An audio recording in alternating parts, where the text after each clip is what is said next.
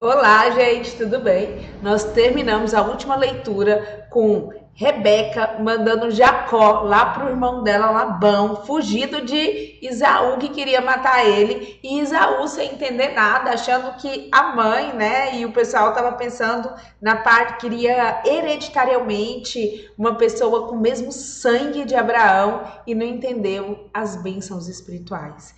Que mesmo Ismael não era um descendente e que o importante e que a nossa luta não é coisa contra coisas externas. A nossa luta sempre foi contra padrões de pensamento e que filhos de Abraão eram pessoas que com o coração quebrantado, arrependido, querendo realmente entregar o governo, né? Esse reino, tirar dele mesmo comandar essa vida e entregar para esse descendente que é Cristo, que é Deus. Então, pela fé é que nós somos levados a essa herança bendita que Deus derrama dos céus. E aí a gente volta agora a ler sobre o que Esaú fez, né? Quando Jacó saiu, ele foi lá na casa de Ismael e casou com Malaate, irmã de Nebaiote, filha de Ismael,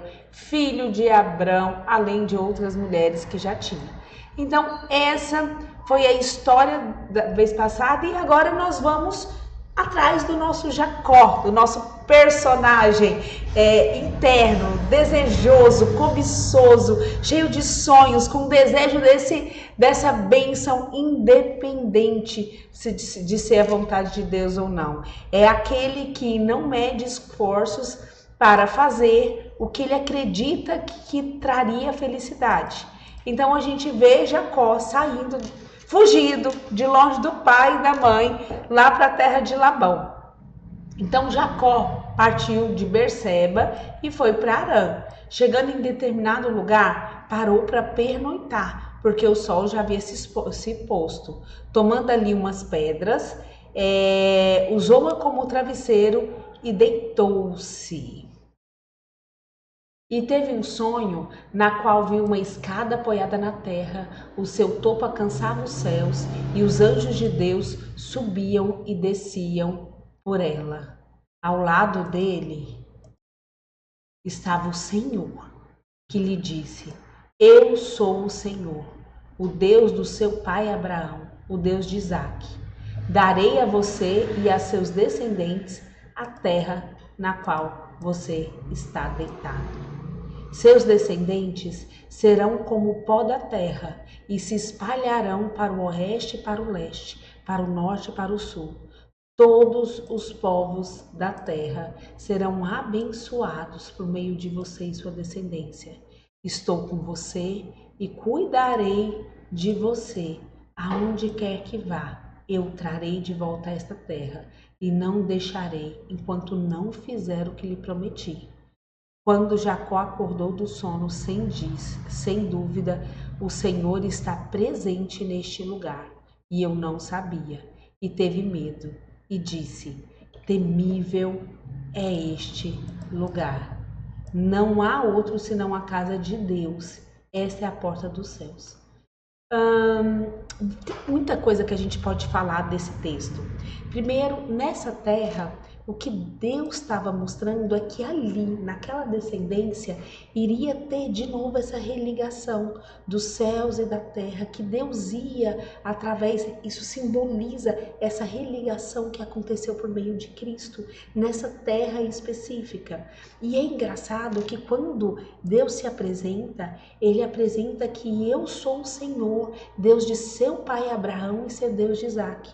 Então é engraçado que por enquanto ainda não era o Deus de Jacó, ainda não era o Deus de Israel, porque essa revelação de Deus, gente, é um Deus pessoal, é um Deus que pessoalmente se importa comigo, é ao entrar essa caminhada de mãos dadas, nos meus momentos de dificuldade, Ele estando ali, tendo ele para orar, para modificar meu coração, ele começa a ser meu Deus, a minha confiança para de ser nas condições externas e começam a ser nesse Deus.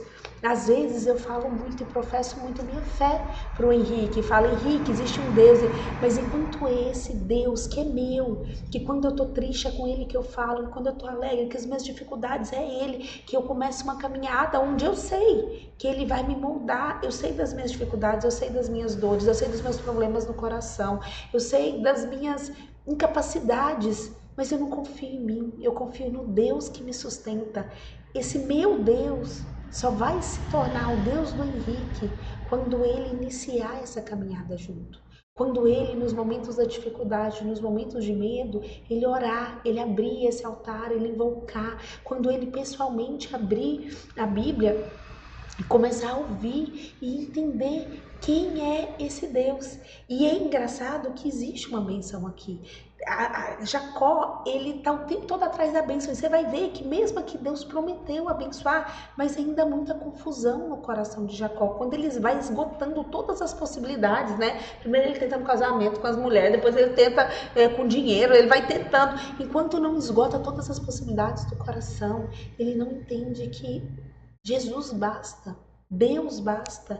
Esse Deus que sustenta ele não é um relacionamento, é esse Deus que sustenta ele, não é o dinheiro. Então existe aqui uma bênção que ele foi dada. Ele falou, seus descendentes vão ser como o pó da terra e se espalharão, e todos os povos da terra vão ser abençoados por meio de você e sua descendência. E eu quero que você imagine que esses descendentes aqui é os descendentes da fé.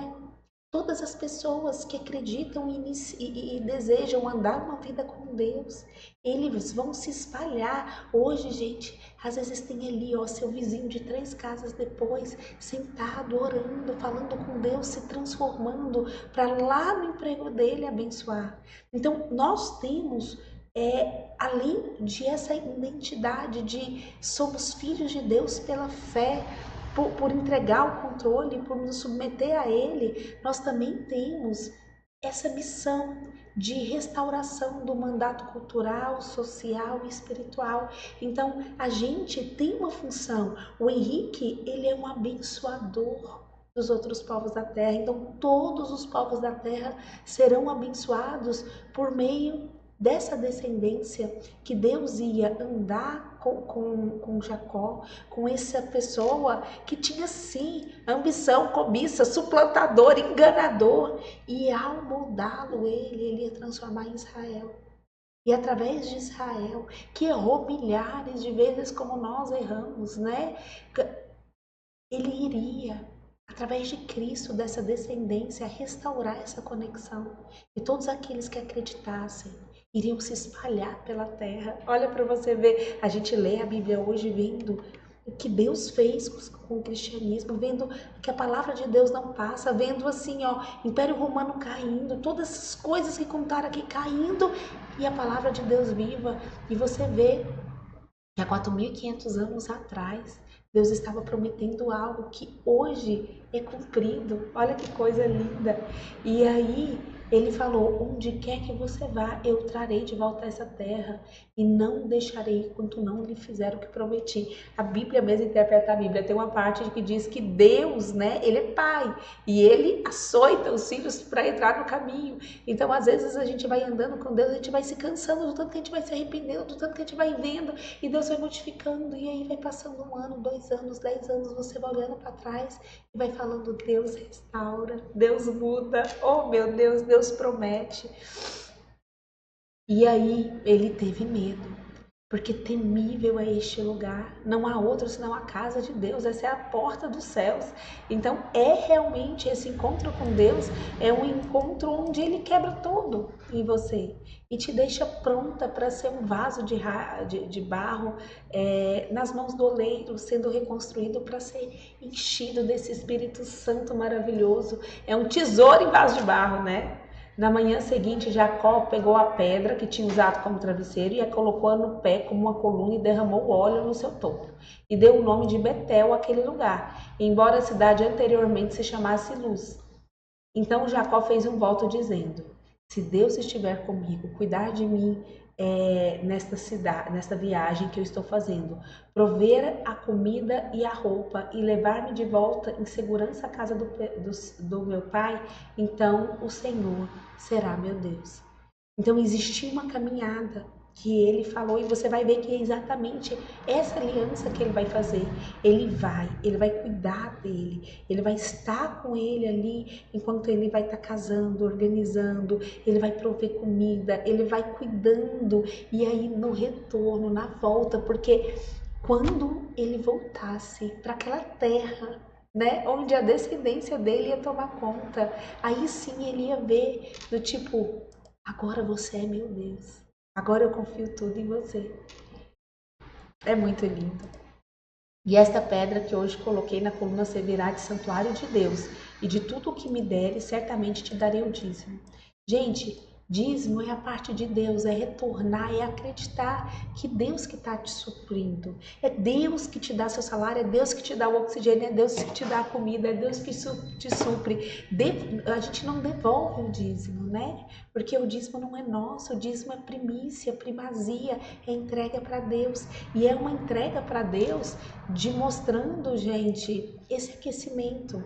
Toda vez que você enxerga Deus, enxerga que é Ele que te nutre, aquilo te aquece o coração e você deixa de se apegar a essas coisas, porque é Deus que te sustenta. Tudo é como Eclesiastes fala, tudo, e a gente vai ler Eclesiastes, tudo é vapor, tudo não dá para se apoiar em condições financeiras, porque muda a política, muda a condição financeira, quem te sustenta é Deus. Então esse retorno do dízimo, ele não tem a ver para Deus me abençoar mais nem nada, ele é simplesmente aquela entrega. Eu não coloco mais minha confiança em nada nesse mundo. A minha confiança está no meu Deus. Ah, meu povo, é lindo demais. E aí a gente começa o relato de Raquel. Então, quando ele encontra Raquel, é engraçado que as mulheres, as noivas, elas são encontradas quase sempre no poço, né? Jacó encontra-se com Raquel. Então, Jacó seguiu a viagem até Mesopotâmia. Certo dia, olhando ao redor, viu um poço no campo e 3 rebanhos de ovelhas deitadas por perto, pois os rebanhos bebiam do poço que era tapado com uma grande pedra. Por isso, quando todos os rebanhos se reuniam ali, os pastores rolavam a pedra da boca do poço e davam água às ovelhas. Depois recolocavam a pedra em seu lugar sobre o poço. Jacó perguntou aos pastores: Meus amigos, de onde vocês são? Somos de Harã. Vocês conhecem Labão, neto de Laor? Perguntou-lhe Jacó. Eles responderam: Sim, nós conhecemos. Então Jacó perguntou: Ele vai bem? Sim, vai bem, disseram eles. E ali vem sua filha Raquel com ovelhas. Parece assim que é algo até organizado por Deus, né? Então ele vai bem e já chegou Raquel com as ovelhas e ele vendo. Ele disse: Olhem, o sol ainda vai alto e não é hora de recolher os rebanhos. Deem de beber as ovelhas e levem-nas de volta ao pasto. Mas eles responderam: Não podemos. Enquanto os rebanhos não se agruparem e a pedra não for removida da boca do poço, só então daremos de beber as ovelhas. Eles ainda estavam conversando quando Raquel chegou com as ovelhas de seu pai, pois ela era pastora.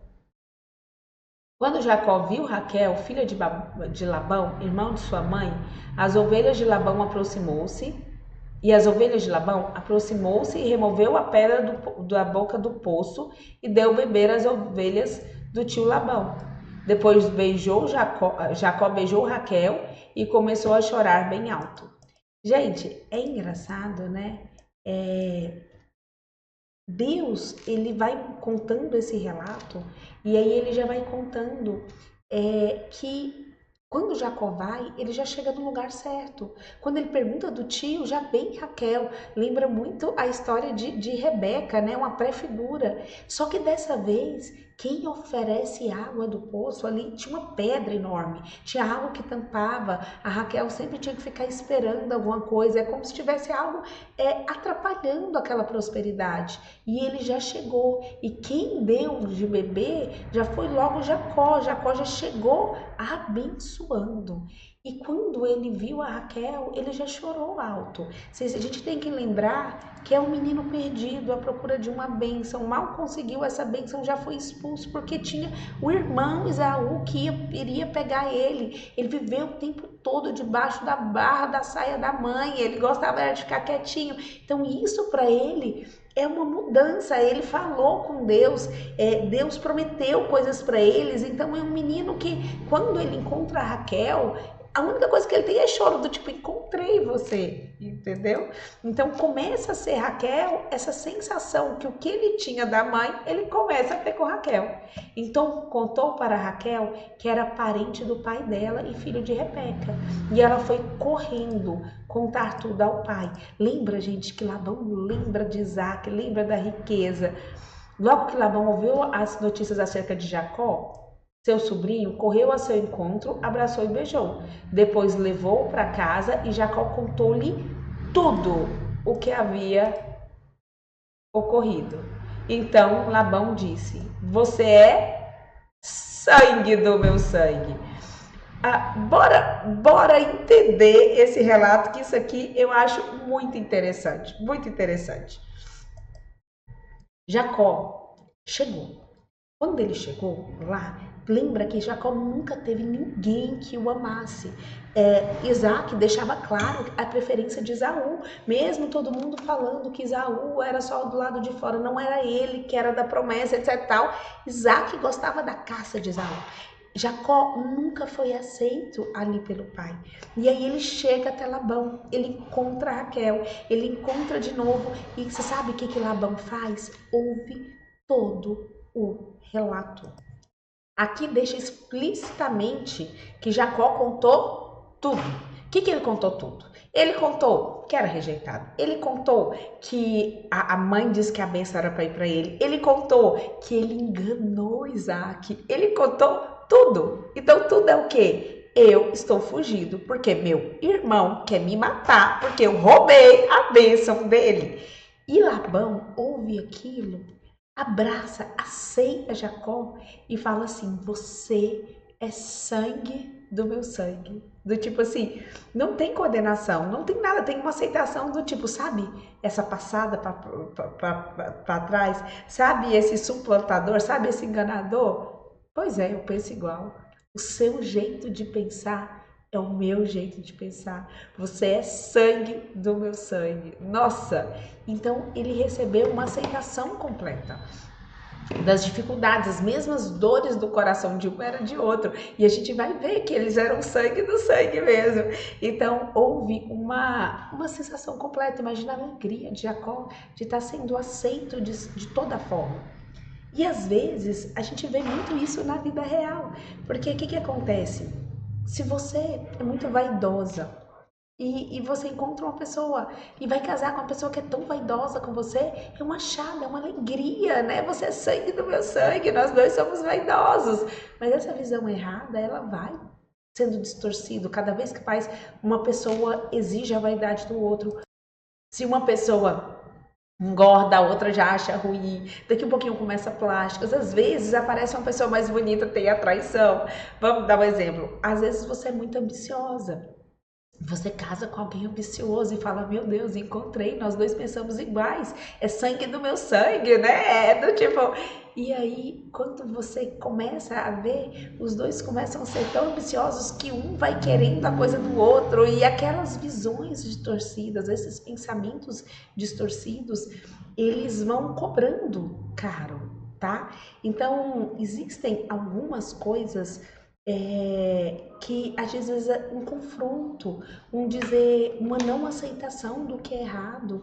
Às vezes Jacó chegasse agora contando tudo e ele achou maravilhoso, Labão achar bom, né? Você é sangue do meu sangue, é isso mesmo, e aí achar graça, mas isso vai cobrar caro. Porque se ele é sangue do sangue, Labão vai tentar passar a perna deles e você vai ver isso acontecendo muito na Bíblia. Então, às vezes, um confronto, às vezes você casar com uma pessoa que pensa diferente de você, que os dois tentarem entender na Bíblia qual que é o meio termo, qual que é a verdade da coisa, às vezes é onde os dois crescem, os dois se moldam. Então, você é sangue do meu sangue, a gente vai durante o relato da Bíblia, vê que é sangue do meu sangue mesmo. E quando a gente fala de linguagem de amor, eu sempre falo que as pessoas, elas precisam aprender o que é ser amado, né? E às vezes ela é amada e ela não consegue perceber que é amada, porque ela não conversa aquela linguagem.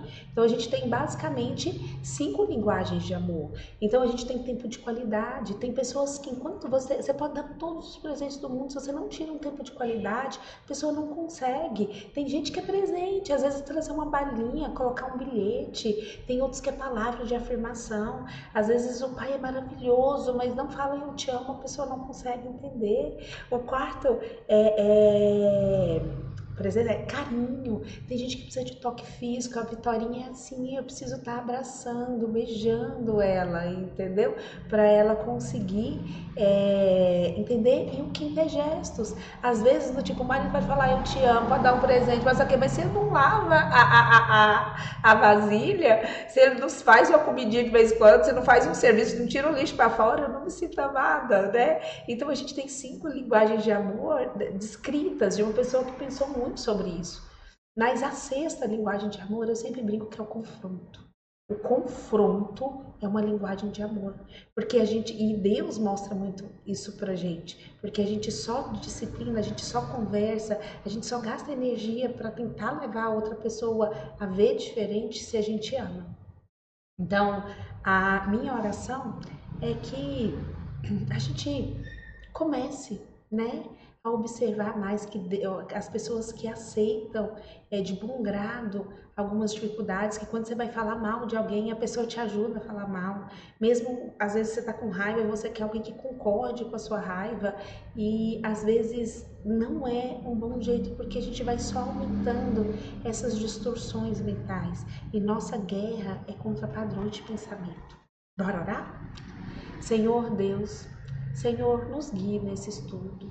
Faça com que essas coisas que eu falo sejam filtradas pelo seu Santo Espírito e que entrem no coração das pessoas que ouvem apenas da forma certa, de uma forma que mude entendimento, de uma forma que mude a visão de mundo, Senhor. Senhor, me transforme também durante a leitura da sua palavra, que a sua palavra seja pura, seja viva, que seja purificadora, que nos separe e nos santifique, Senhor. Em nome de Jesus. Amém e amém.